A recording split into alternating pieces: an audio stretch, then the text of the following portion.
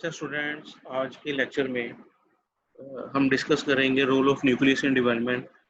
गुज़श्ता lecture में जैसे हमने स्टडी किया था role of cytoplasm in development, तो इसमें हम एक्सपेरिमेंट्स की मदद से देखेंगे कि किस तरह से न्यूक्लियस डेवलपमेंटल प्रोसेस में अपना रोल प्ले करता है। न्यूक्लियस जो है उसमें पता है क्रोमोसोम्स होते हैं, उनके ऊपर जीन्स होते हैं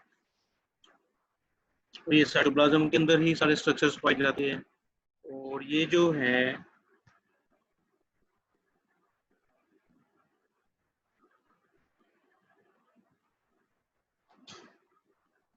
तो एक्सपेरिमेंट की मदद से ये देखा जा सकता है कि डेवलपमेंटल प्रोसेस है, किस तरह से न्यूक्लियस जो है ये कुछ एक्टिव सब्सटेंस प्रोड्यूस करता है और अपने इमीडिएट जो इसके हमसाए या कोई नेबर सेल्स होते हैं ये किस तरह से उनके साथ इंटरेक्ट करता है।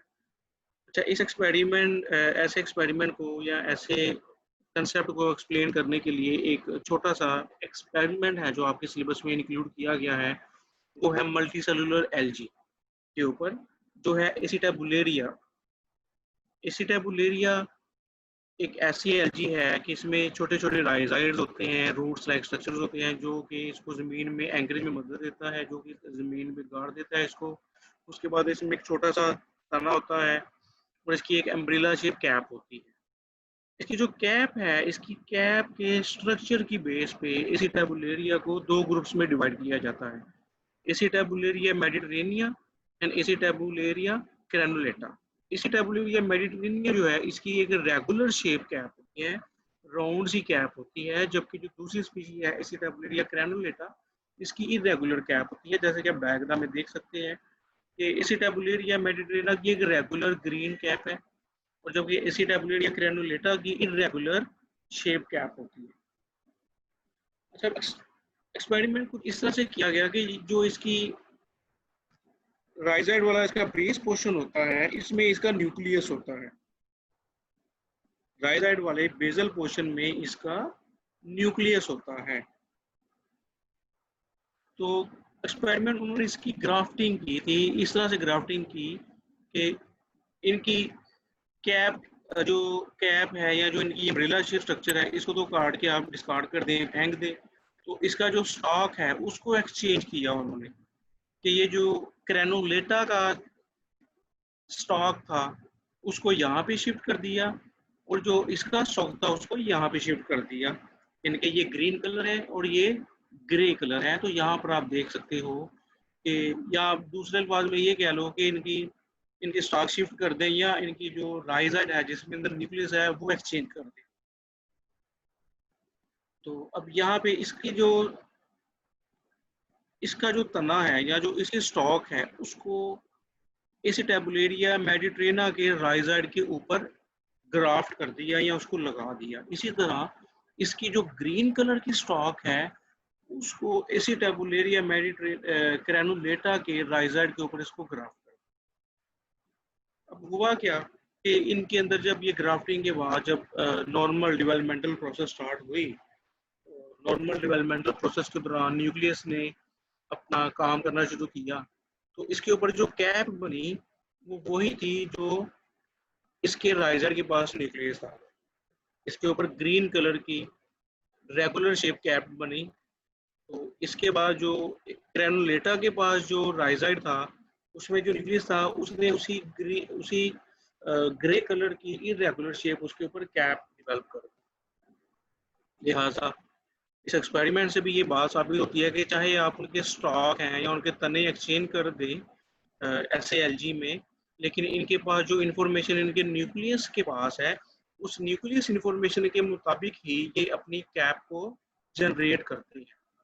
इसके पास जो न्यूक्लियस था वो green colour regular shape cap को प्रोडक्शन के लिए था, तो उसने ग्रीन कलर की रेगुलर शेप कैप बनाई, जबकि इसके पास जो न्यूक्लियस था वो ग्रे कलर की कैप बनाने के लिए रेगुलर शेप की था, तो उससे एसिटाबुलेरिया ग्रैनुलेटा की जो टिपिकल कैप स्ट्रक्चर थी वो उसने बनाई उससे। तो लिहाजा ये जो एक्सपेरिमेंट है ये भी इस बात को प्रूव करता है कि nucleus plays an important role in the development of primary structure. तो ये role of nucleus in development ये सेकेंड ईयर के एग्जाम में लॉन्ग क्वेश्चन के हवाले से मोस्टली पूछे जाने वाला क्वेश्चन है। तो उसमें ये लिखा होता है कि role of nucleus in development explain करें with the help of example या with the help of experiment. तो उसमें आपने यही मल्टी सेलुलर एल्गी एसिटाबुलेरिया की एग्जांपल देनी है। ये एसिटाबुलेरिया एक एल्गी है, उसकी दो टाइप्स होती हैं, रेगुलर शेप कैप और इरेगुलर शेप कैप।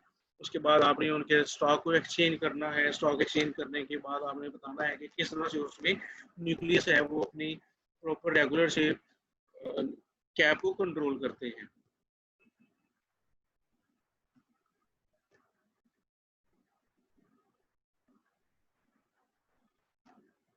ये हैमरलिंग साइंटिस्ट ने एक्सपेरिमेंट परफॉर्म किए थे, इसकी डिटेल यहाँ पे स्लाइड्स में मैंने प्रोवाइड कर दी है।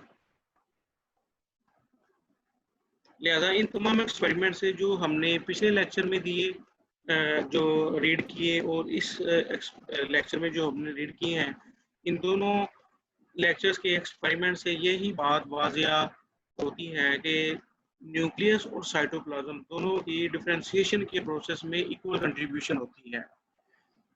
पता कि न्यूक्लियस के पास जीन्स होते हैं, साइटोप्लाज्म के पास जीन्स नहीं होते, लेकिन ये दोनों जो साइटोप्लाज्म है ये जीन्स की सिलेक्शन में इन्वॉल्व होता है।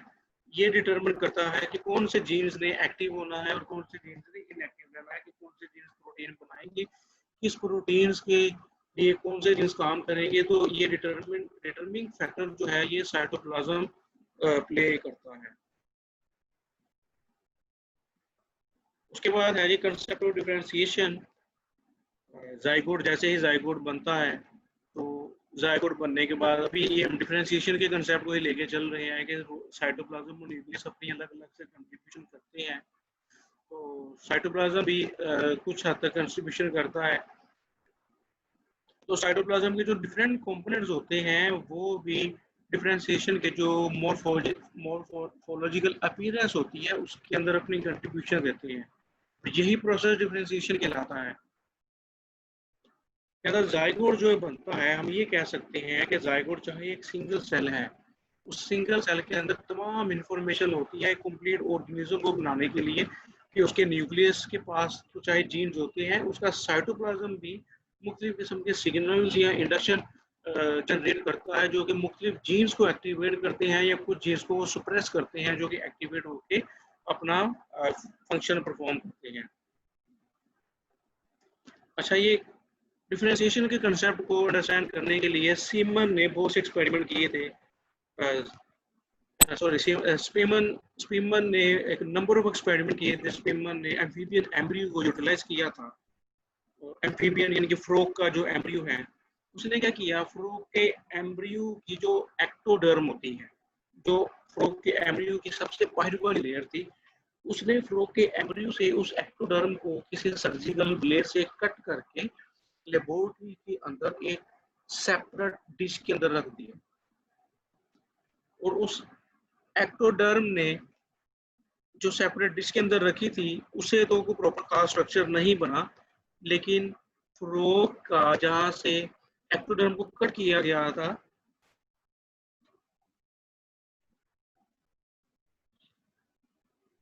वहां पे उसका नर्वस सिस्टम नहीं बना था थोड़ा बहुत, लेकिन वो डिफेक्टिव था, थोड़ा प्रॉपर इफेक्टिव नर्वस सिस्टम नहीं बना। इसी तरह उसने जो पीस अलग रखा था उसने भी कोई स्ट्रक्चर नहीं बनाया। हालांकि जो सेल्स उसने पेट्री प्लेट में डाले थे वो बड़े हेल्दी थे, बड़े एक्टिव थे। तो ये बड़ी हैरानकुन बात थी कि जो हेल्दी और एक्टिव सेल्स को पेट्री प्लेट में डाल दिया, सारी कंडीशंस प्रोवाइड कर दी, न्यूट्रिएंट्स दे दिए वहां पे, उसको इनक्यूबेशन टेम्परेचर दे दिया, तो ऐसे सेल्स ने कुछ स्ट्रक्चर क्यों नहीं बनाया? इस चीज को प्रूव करने के लिए उसने एक और एक्सपेरिमेंट किया। उसने एक्टोडर्म के उसी पोर्शन से जहाँ से उसने एक्टोडर्म कट करनी थी उससे नीचे जो मेसोडर्म मौजूद होती है, उसने मेसोडर्म का भी साथ कुछ हिस्सा काट दिया। और उसने बाद में ये देखा कि मेसोडर्म भी काटने से क्या होगा, कि वहां पे फ्रॉग में किसी किस्म का कोई नर्वस सिस्टम नहीं बना। लेकिन जो पेट्री प्लेट में मेसोडर्म और एक्टोडर्म दोनों साथ साथ रखी थी, वहां पे कुछ ना कुछ जो है उस एक्टोडर्म ने फ्रॉग के कुछ ना कुछ नर्वस सिस्टम का कुछ पार्ट डेवलप कर दिया। लिहाजा अब यहाँ पे इम्पोर्टेंट बात है कि जो मेसोडर्म थी पहले उसने पेट्री प्लेट में नहीं डाली थी, उसने कोई स्ट्रक्चर नहीं बनाया। बाद में उसने पेट्री प्लेट में जो मेसोडर्म डाल दी, तो उसने कुछ नर्वस सिस्टम लाइक स्ट्रक्चर बना दिया। इट मीन्स कि स्ट्रक्चर तो नर्वस सिस्टम का स्ट्रक्चर एक्टोडर्म ही बना रहा है, लेकिन उसको इंड्यूस करने के लिए मेसोडर्म का होना बहुत ही ज़रूरी है। लिहाजा इस एक्सपेरिमेंट से भी उसने डिफरेंशिएशन का कंसेप्ट एक्सप्लेन किया है। तो ये आपके एग्जाम के हवाले से इतना इम्पोर्टेंट नहीं है, तो इसमें जो इम्पोर्टेंट क्वेश्चन वही है जो एस्टेबुलेरिया वाला है, वो नो क्वेश्चन एग्जाम में अक्सर पूछा जाता है। तो इसको आप जरूर स्पेशल इम्पोर्टेंस दीजिएगा, आसान है, याद करना भी आसान है। तो इजाज़त दीजिए, इंशाल्लाह कल मुलाकात होगी, अपना ख्याल रखिएगा। अल्लाह।